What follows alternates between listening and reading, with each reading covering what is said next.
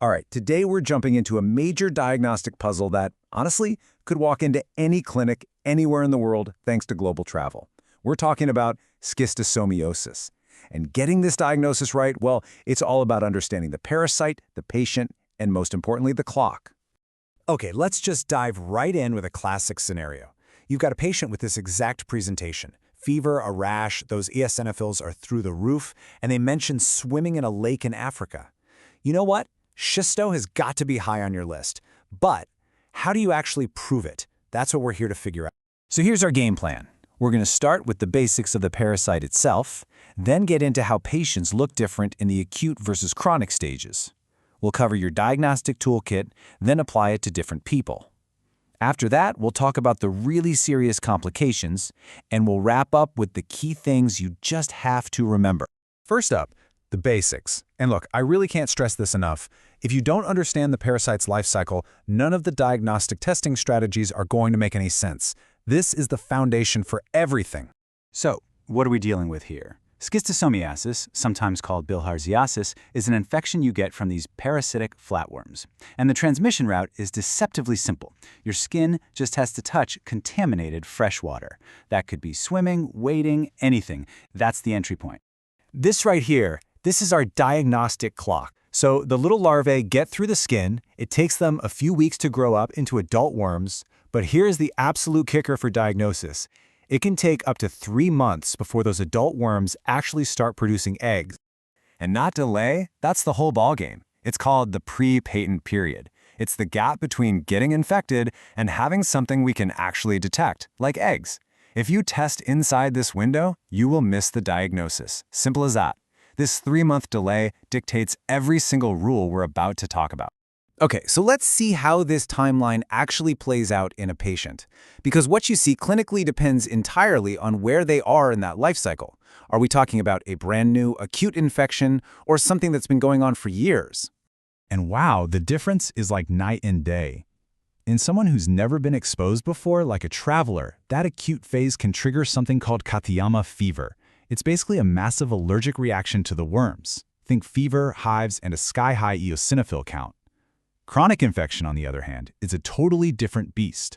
It's all about the slow, grinding damage caused by eggs getting stuck in organs over many years. And when we drill down on that chronic picture, it really goes in 2 different directions. You've got the species that go for the gut, causing intestinal problems, and in the worst cases, severe liver disease. Then you have S. hematobium. This one targets the bladder and urinary system, causing that textbook symptom of blood at the very end of urination. And the scary part? It can lead to bladder cancer down the line. All right, so your suspicion is high. Now what? What tests do you actually order from the lab? This is your toolkit. And the key isn't just knowing what the tests are, but knowing exactly which one to grab and when. Let's break down the options. Microscopy, looking for eggs under a microscope, that's your workhorse in people from endemic areas. It's great.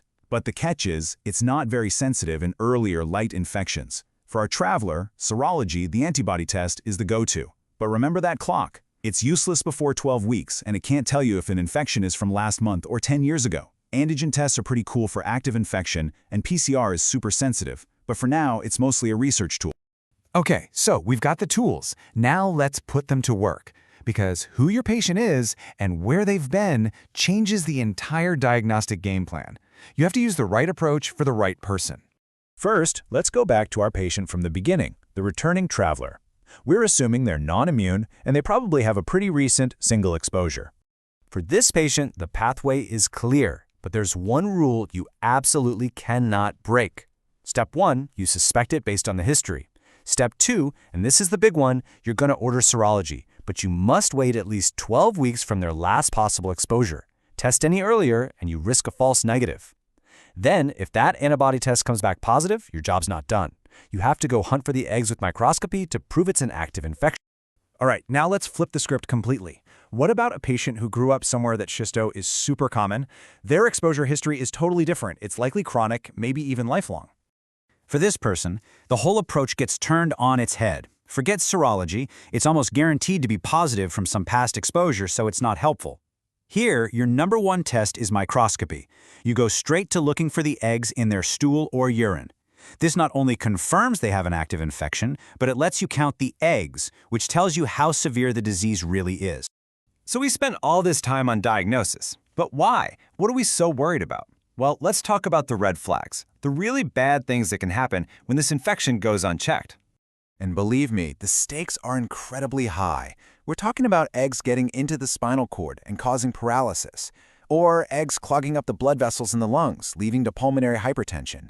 We already mentioned the link to bladder cancer. And just to make it worse, the genital sores it can cause can make a person more susceptible to getting HIV. These are devastating outcomes. Okay, we have covered a ton of ground. So let's boil it all down to the absolute must-knows. This is your mental checklist for when you're faced with a possible case. First, it all starts with the history. You have to ask about freshwater exposure. Second, you have to respect that 12-week clock for serology. Third, tailor the test to the patient. Serology for the traveler, microscopy for the resident. Fourth, remember a positive antibody test isn't the end of the story. You still have to find the eggs. And finally, always be on the lookout for those red flags that mean things are getting serious. So, why does all this matter so much? Why do you need to be so sharp on this? Well, take a look at this number. Schistosomiasis isn't some rare, exotic disease you'll never see. We are talking about an estimated 250 million people affected worldwide. 250 million people. That number is just staggering. And it means the odds are you are going to encounter this in your career one way or another. So the real question is, with this framework in your head, when that patient walks through your door, are you going to be ready?